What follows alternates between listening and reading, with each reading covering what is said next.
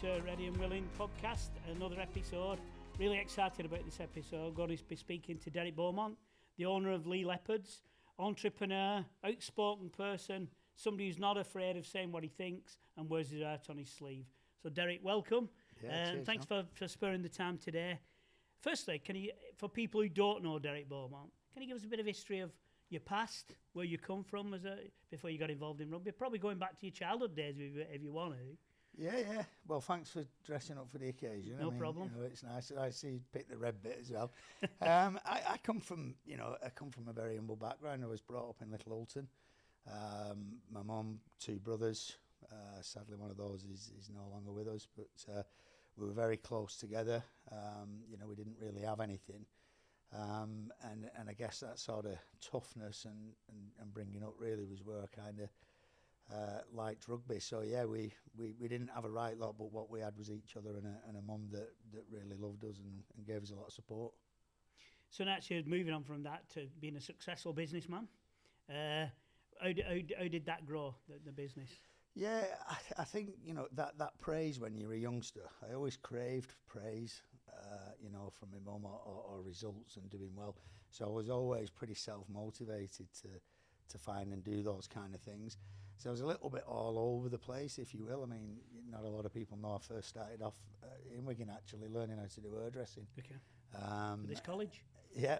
and that, that didn't really sort of suit me in the end.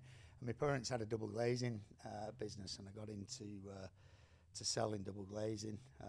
Interestingly enough, the guy who trained me at that's an agent in the rugby game, so we still chat on that. And selling is just about being liked and believing in what you're selling and believing in the product and being honest and being able to be persuasive and convincing. And I just quickly realised that doing that for other people didn't make sense when I could do it for myself. And things are often about perception. And I created a small business that was literally, me and my uncle in a van that looked in the adverts and the brochures, etc., as some much bigger business, and just literally grew it from a bedroom to multi-million pound turnover business. Excellent. So I'm sure there's been lots of heartache and pitfalls along the way. Nothing goes smooth in business, so no. It's not what people think, it's great that you just made your money and... No, it takes years and years, and a lot of pain. I mean, everything hasn't always been successful. I think it's important that people realise that as well.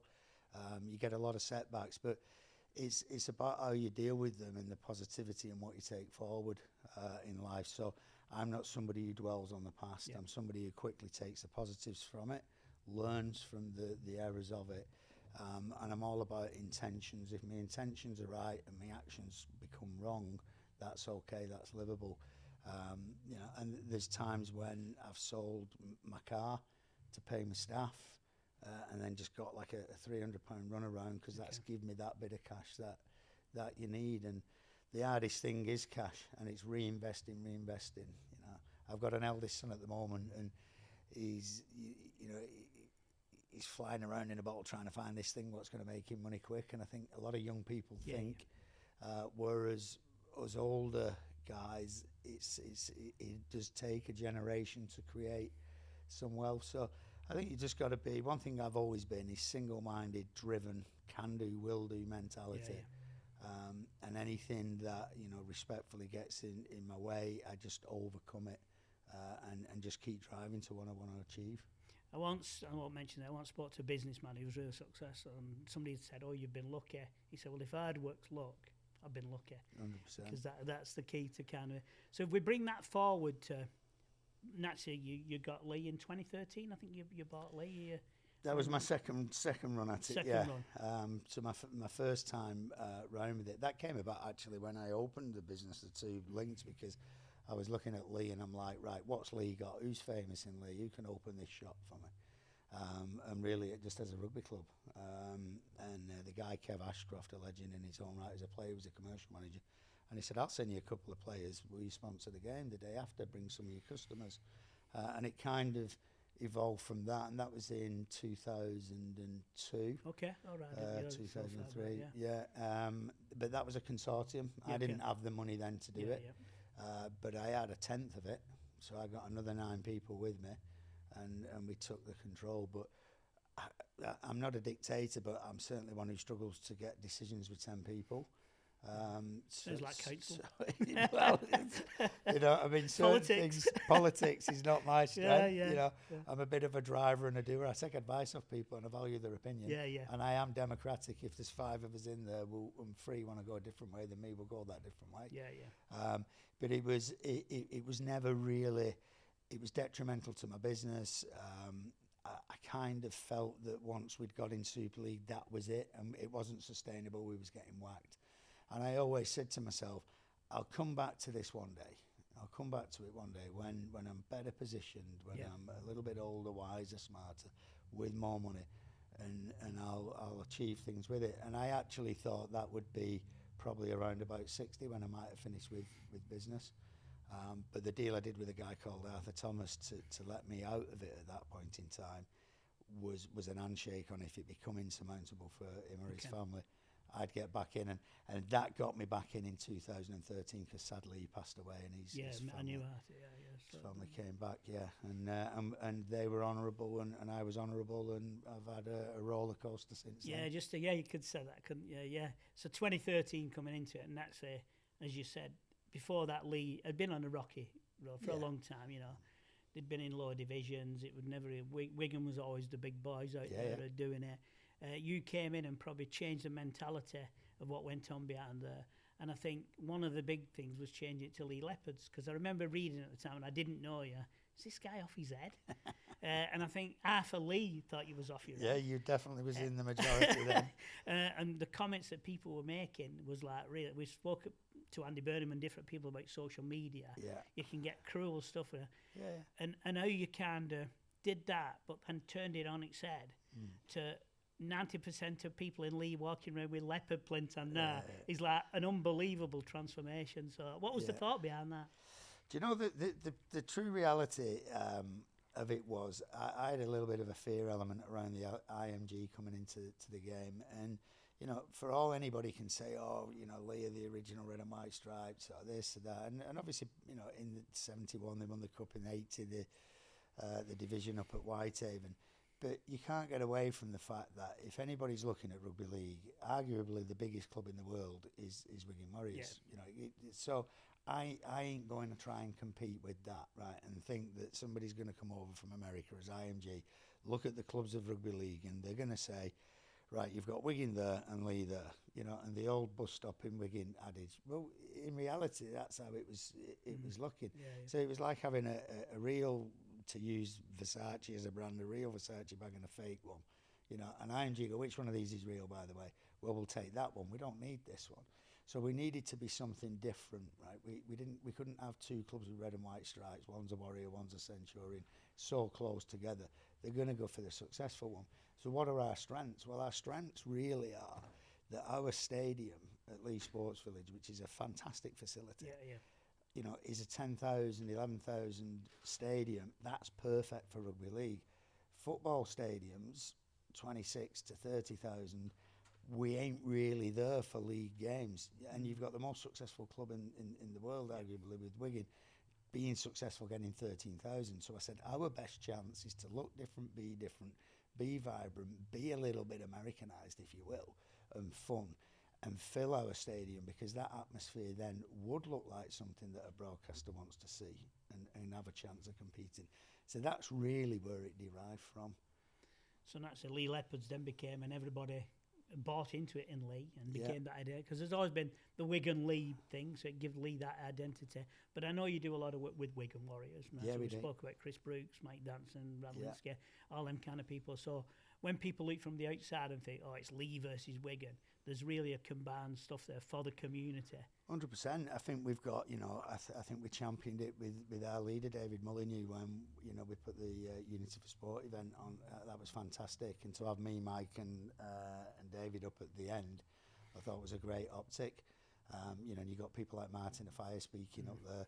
We've got some great people. You know, we've got James Winterbottom now, who's our live president, who helps on that side as well. We've got John Harriott leading that fantastic facility. So, you know, we work together. We've got a lot of issues in our borough, just like there are all over the country. But what we've got is two outstanding rugby league teams, and Wigan's got all 4 trophies now.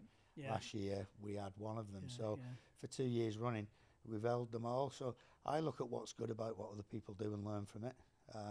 And Wigan are just an absolute machine of a club. We're growing our academy now. We're growing our reserves.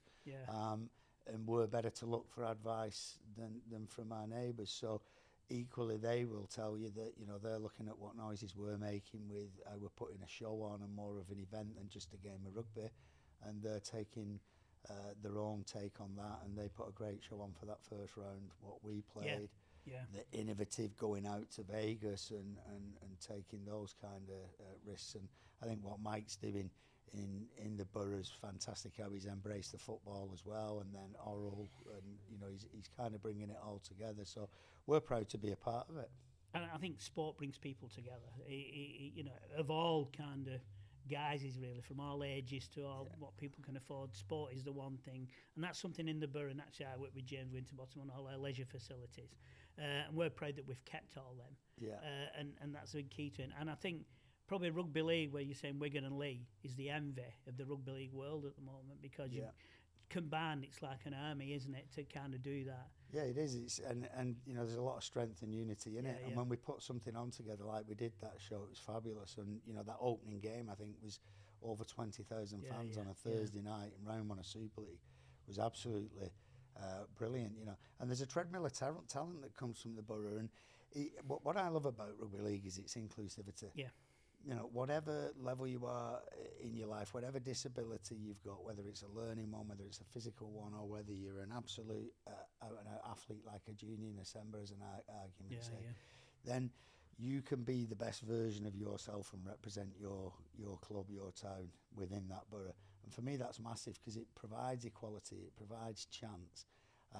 And it's not something that you need loads of money to be able to do. You don't have to be privileged. And arguably, some of the tougher people that play rugby and turn out to be the best rugby players are people that come from harder upbringings. It just Talk to seems Sean to be Wayne. that He'll way. tell you that stories there. I know Sean really well. Back in day, mate. It was vicious, that man. But when you hear Wayne's story of where he grew up and all the stuff, it's well documented. I've known Sean a long time, and he wears it out on his sleeve. And he's committed to rugby league. So I think from 2013 to 2023, when you got the Challenge Cup final, that must have been the dream come true for you, wasn't it? Yeah, it was huge. I mean, 2013, the club was facing a winding up order from HMRC. I got a phone call from the then coach Paul Rowley and the captain Rob Parker saying, "Can you help?" And Arthur's son then came and see me, and I remember personally writing the cheques for the players, because that's the first thing. People have got families, it's their jobs, and they need to be supported. And then once we got into it, we had a look, and with 1,300 fans. But the thing what we had, which has always been a real pivotal part of it, is we had this amazing facility. And it just needed to be fulfilled. And that was always kind of a motivator for me. And I knew, when we got in the Super League via the middle eights, so we built, and we got in there via the middle eights, and we made it free entry. And it just told you the story, because there was queuing, the place sold out, and there was queuing down the bypass to get tickets, within hours of being told that. And a lot of people still today come from having gone there for free. So we had our setback after that success. Getting in Super League's one thing, staying in is a more difficult thing, and that's why, apart from us breaking the trend, it hasn't really been broken. So it was, again, that can-do, will-do, single-minded approach to, look, what did we get wrong there? What do we need to do? And the real answer was, you need to run a Super League club in the Championship, or as close to as you can, full-time, so that when you make that transition, you're already you're already in with the show. And that's kind of where we got. And we knew that if we backed it up, we'd have a good chance. But look, I can take a lot of credit for the Leopards and all that kind of thing, but the big thing in sport is Lammy's catchphrase, which comes from Tiger Woods, and that's just winning takes care of everything. If you're winning, we won that Challenge Cup, it changed the club. it changed the club. We win round 1 against Wigan, and the belief now, and the crowds are up at the start of the season. If you lose that, people think, same again, you know. And there's a long way to go, by the way. Yeah, of course it is. I can't wait to see the retribution return to LSV when the Warriors come for revenge. Yeah, they'll be ready for that one. Oh, they will. Yeah. Going back to the Challenge Cup stuff, and I remember reading, and James kept me up to date. A lot of families couldn't afford to go. Yeah. You met those families and made sure they had that day out down in Wembley, which is a massive thing for the community and community league. People wouldn't have probably been able to do that. Yeah, it was massively important to me because, you know, and the council played a big part in that, by the way, supporting it. Young carers, wasn't it, as well? Yeah, and, you know, you look at that, and I remember starting off our journey for the Challenge Cup that year. I thought, look, we're coming up into Super League. We ain't going to win Super League. We wanted to get in the playoffs. It was a big ask.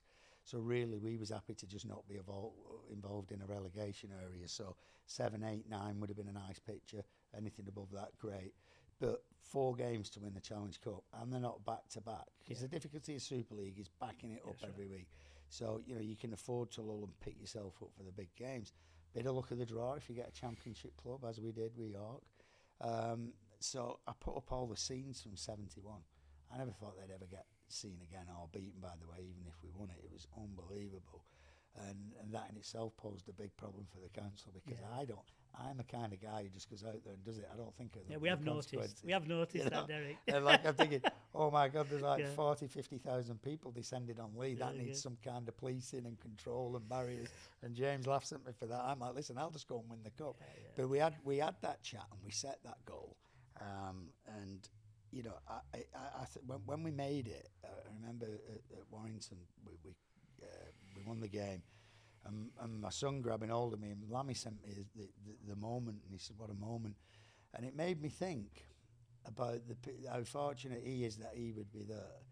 But when that happened in 71 was the year I was born, and if that had have happened any time in me being a child up to my youngest age, and that I would have wanted to go, I would never have had a chance to go. And I wanted to see how we could make it. And the people that bought into that posted and put the ticket price, and I said, I would have took my dad if he was still alive, so I'll pay for someone to go, and I'll pay for someone to go. And it became a problem because we couldn't get enough coaches. Right.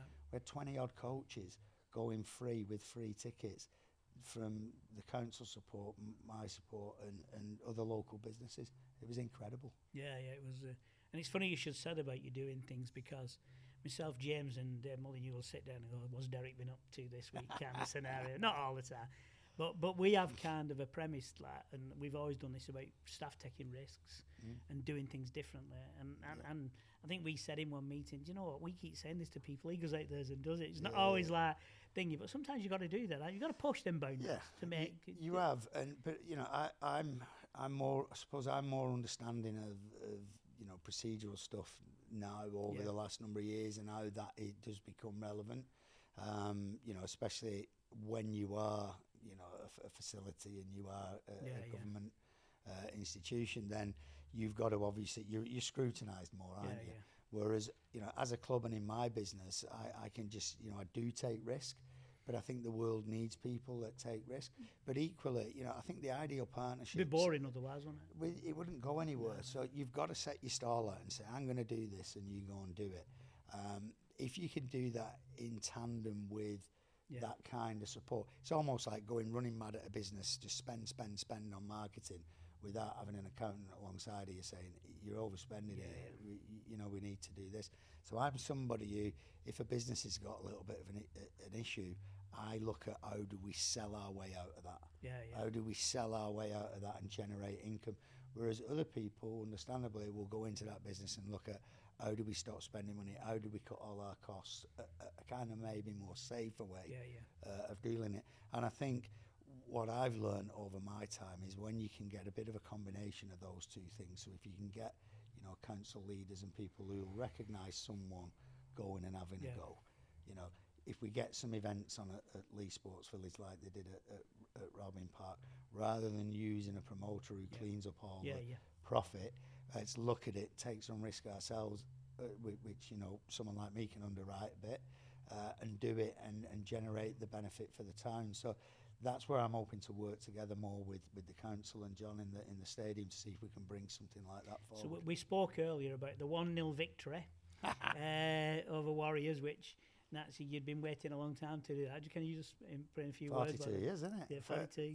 42 years, and not just making history by getting the win at Wigan, which we'd not done for 42 years, but actually the first ever 0-0 in Super League, and deservedly so. It's not going to attract the neutral, but anybody who watches and knows rugby, you know, that was just purism. It was very similar to, remember the grand final, Saints and Wigan and Wales, we scored at the end. Yeah. Just an absolute war of attrition. And funnily enough, over in, we have a one where the camping Lanzarote. I know Wigan went out on theirs later than us. And we spoke about, you know, our goals, our cultures, as clubs do. And I always sort of give my expectation, what I want us to achieve as a group, and what the carrot is for doing it. And this year, I literally said, I want to do the one thing we've not done as Leigh Leopards. There's only one thing we've not achieved in terms of against other teams, and that's beat Wigan. We'd not beat Wigan in 3 years as Leigh Leopards, and everyone else had seen that happen. But I knew, and Rads has told me, and Wayne has told me, that, you know, they see us as a threat, so they bring the grand final mentality when they play us. I take that as a compliment. No, very much so. And I said that to the boys out there. I said, so, you know, I just want us to achieve that this year. You know, we grand finals, all that. Let's just get that Wigan one off our back, because if we do it in round one, the crowds everybody will get some belief. And Wigan are a machine that if you're going to beat them, play them earlier in the season. But they brought everything. That was grand final pace. That. The first definitely. 17 minutes, the ball didn't go out of play. It was set for set in the grind. And then I think the ball in play was 72 minutes out of the 80. Average is 47 to 52 in a Super League game. It was 98 metres per minute. Right. Starts grand finals 105, State of Origins 110. It was unreal for a round one game of rugby. And it was what the sport needed to elevate this season. So I know Matty Peter had been stinging in the lads after that. Ooh. So I'm sure they'll be ready for the rematch coming to LSV. So I would say get down to that game. Everybody needs to, I think the Leopards need to be there in force, which they will be. That's a guaranteed seller, is that game. Yeah, it's just... It does anyway. I mean, we spoke earlier, you putting money into sports clubs doesn't make you any money. It just uses your money, but it's something you can do. It's a passion. Yeah. And the stuff you've done for the community, Leigh, and actually turning the mentality in Leigh Leopards, not only the naming, but actually instill that belief into people in that turn again. People talk about Leigh Rugby now as in a serious thing and a community thing. It's what puts us on the map. You know, we are a small ex-mining town. We know that. We don't have a lot, but what we do have is we have good people that come together that care, and the rugby club is the focal point. And my pleasure is being able to see people have something to look forward to, a smile on the face, and the wash through that we can do into the community, into the underprivileged areas. I just think that's what makes rugby league so Finish great. Off with 2 points. Dave Molyneux said this when I spoke to him this morning. His dream would be seeing Wigan and Leigh in a Challenge Cup final or a grand final. Yeah. I'm sure that would be your dream 100%. as well. And so that's that. And I would think, really, one, you can say whatever you will. I've seen you on Sky with your humble pie to commentators. Really, the shock on their faces, mate, is like unreal. There's more than the cake. If you could change anything in rugby league behind the scenes, what would it be? Well, I think we've just done it, if I'm honest. And that's no disrespect to the people that have been moved there. But I just think that the governing body needs a different direction of travel. To be able to razzmatazz it up, and to be able to, find a different direction to get bigger broadcast revenue and make the sport bigger. And there's a number of components needed to do that, and we're on with it. And I think, it's watch this space. I think next year's calendar can be different. I've got a good idea of a blueprint, and I'm going to try and run it in the week off window in July. LSV, and create an event that I think the game should do. Okay. So yeah, sounds intriguing. Pretty. I'm pretty vibrant. I get frustrated easily if things are so obvious to me and people are just a bit stuck in the way. So it's kind of what we said earlier about organisations that have to be shackled against somebody who's a bit more entrepreneurial who wants to break free. I think now we're kind of getting a little bit of a more togetherness there, and you've got the experience and expertise and business acumen of a man at Mike Danton's level. You've got a lot of other skill sets through all the other clubs. If we can combine them and get all those brains together, we should have an absolute fantastic business model to go forward with. Excellent. Can I thank you for coming today, Derek? Can I thank you for the work that pleasure. you've done in the borough? And I know you're working closely with all the sports clubs, even amateur stuff. So to me, that's key to everything that we do, whether it's health, prosperity, or people's just mental health. So thank you. Thanks for what you do. No, thank you. Cheers. Hi, we have Grace and Amy here, who are Ince Rosebridge rugby players. And hopefully you're going to give a grilling to Derek Beaumont, the owner and entrepreneur of Leigh Leopards.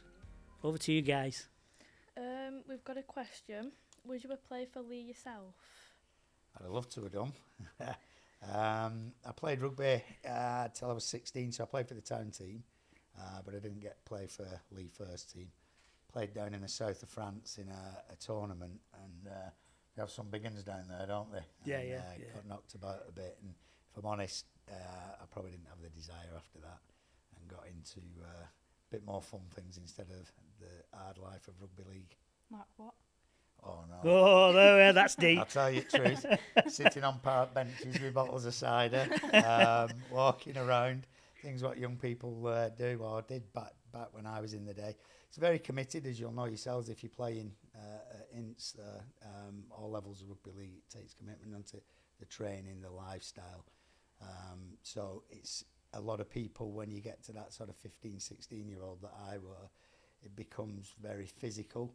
And I was a late developer. I wasn't a big guy when I was young, so it was challenging physically, and I just sort of lost the desire for it. You could say I got a bit soft. What's your biggest regret? Oh, do you know what?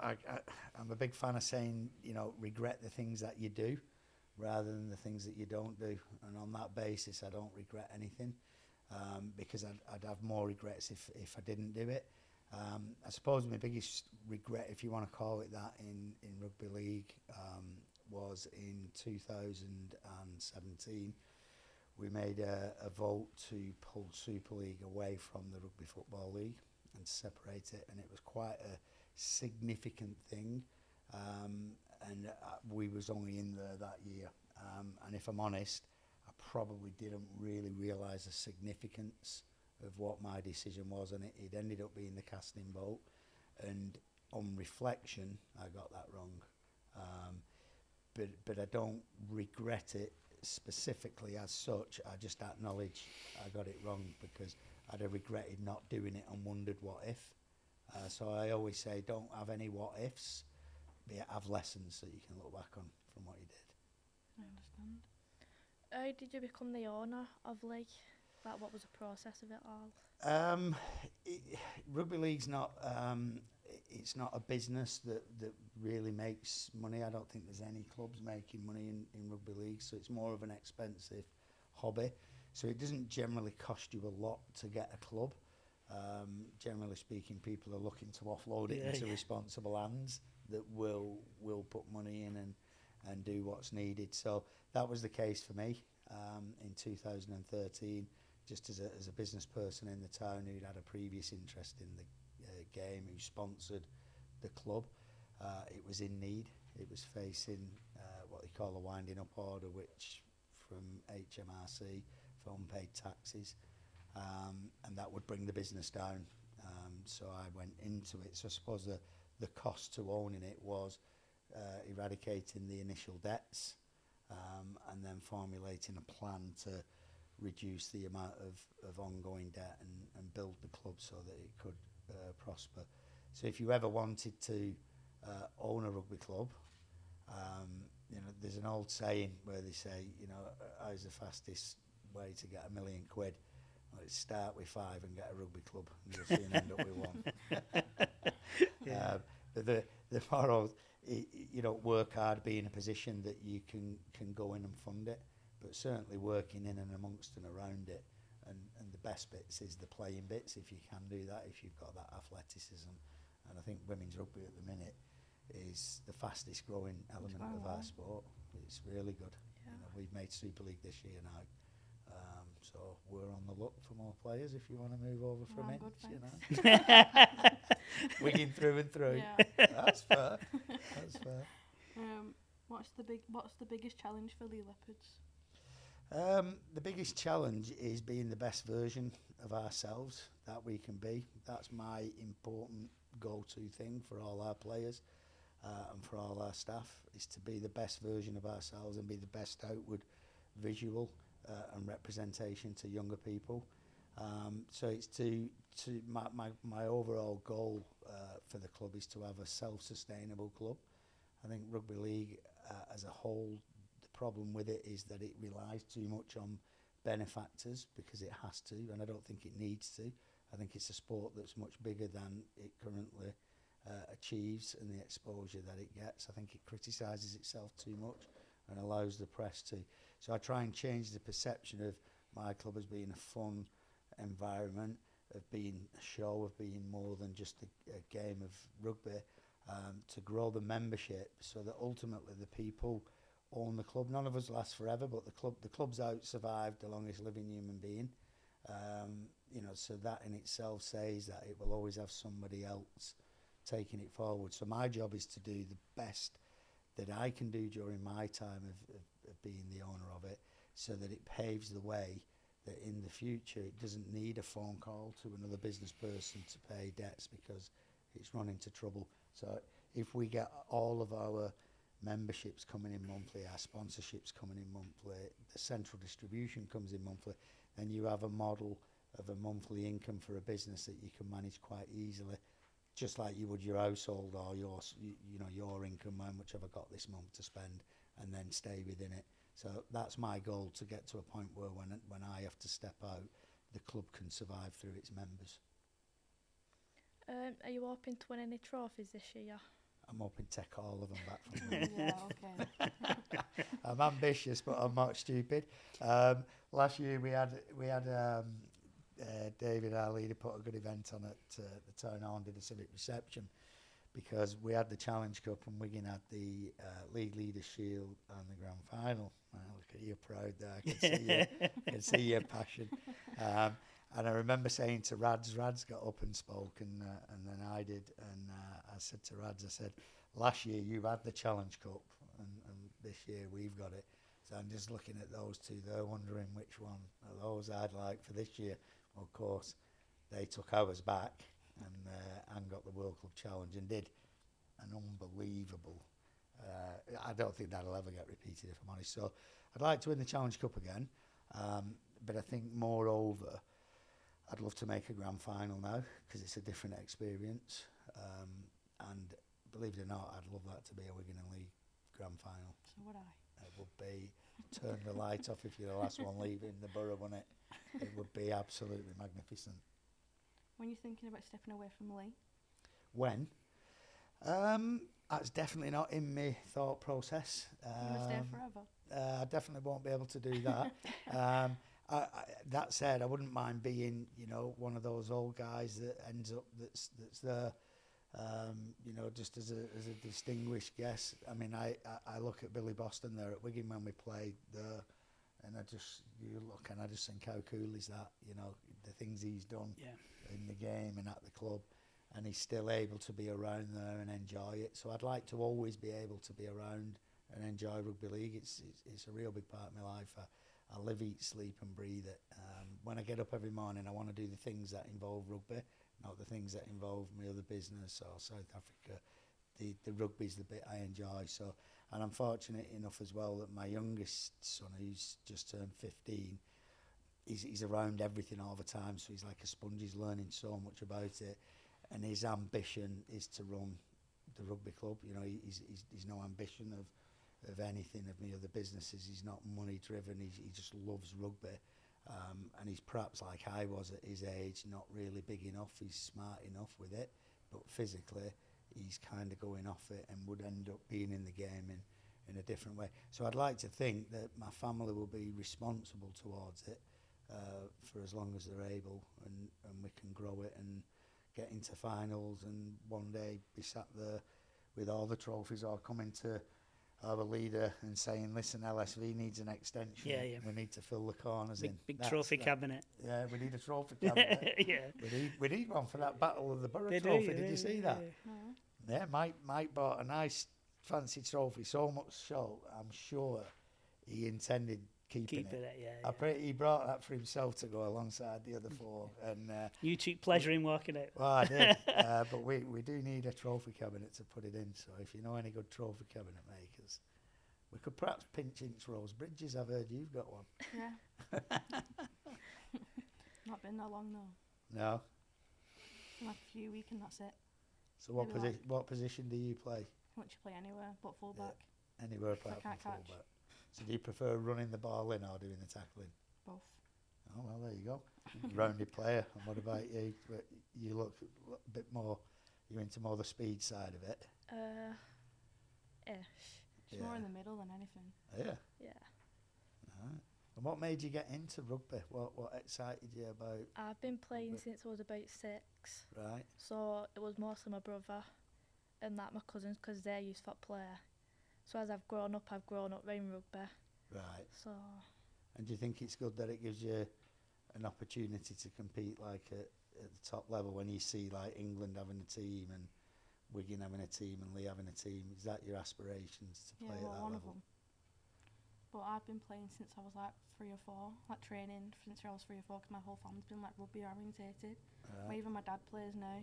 Oh, does And my brother, my little siblings all play rugby. he? Yeah.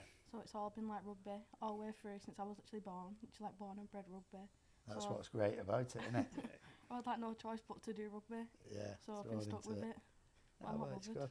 I think it's fantastic. I think it's another vision of our sport, but where we have inclusivity and equality. And I think the women's game now, I've been a supporter of it since it very first started, through Leigh Miners, and then obviously now we've got our Leopards team, and then we invested into that to get that into Super League.